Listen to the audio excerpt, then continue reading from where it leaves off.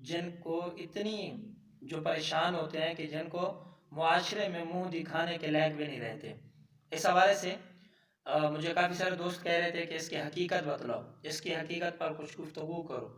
تو اس کے بارے میں چند ایک گزارشات رکھنا چاہتا تھا. ویلنٹائن ڈے یعنی محبت کا دن، پیار کا دن، محبت کا دن، عشق کا دن، جو عام ایک جملہ مشہور ہے. ویلنٹائن ڈے یہ کیا ہے اور یہ نام کیوں ہے؟ کوئی اور نام بھی رکھا جا سکتا تھا، تو یہ دن کیوں رکھا، یہ نام کیوں رکھا گیا، یہ اس پر یہ 14 فروری کو مختص کیوں کیا گیا؟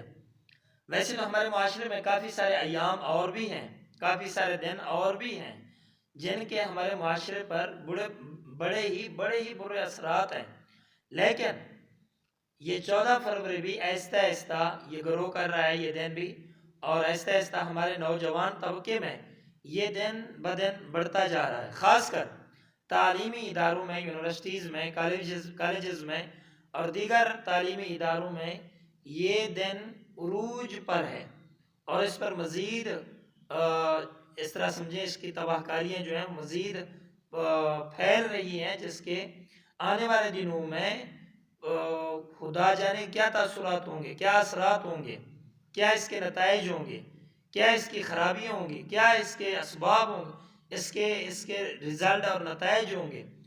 تو اس کے بارے میں آپ احباب سے گفتگو کرنا چاہتا تھا. ویلنٹائن ڈے دراصل یہ ایک عیسائی کلچر ہے اور عیسائی تہذیب ہے. جس طرح عیسائی جو ان کا ایک بادشاہ تھا، وہ چرچ، جس کو عیسائی یہ تہوار ہے، اور عیسائی تہوار اس کا بادشاہ تھا، اس کو کہا جاتا تھا کلاؤڈیس جو تھا چرچ، یا چرچ میں جو ان کا بادشاہ تھا. اس بادشاہ نے ایک دن حکم دیا کہ فوجیوں کو بڑھاؤ، فوجیوں کو زیادہ کرو. تو لوگ گھروں سے نکلنا نہیں چاہتے تھے، کوئی بھی بندہ باہر نہیں آیا. بادشاہ بڑا پریشان ہو گیا. اس نے اسی دن ایک بندے کو اس نے شادیوں پر پابندی لگا دی. ہوا یوں، اس بادشاہ نے علاقے میں شادیوں پر پابندی لگا دی کہ آج کے بعد کوئی بندہ شادی نہیں کرے گا، کوئی آدمی بھی شادی نہیں کرے گا.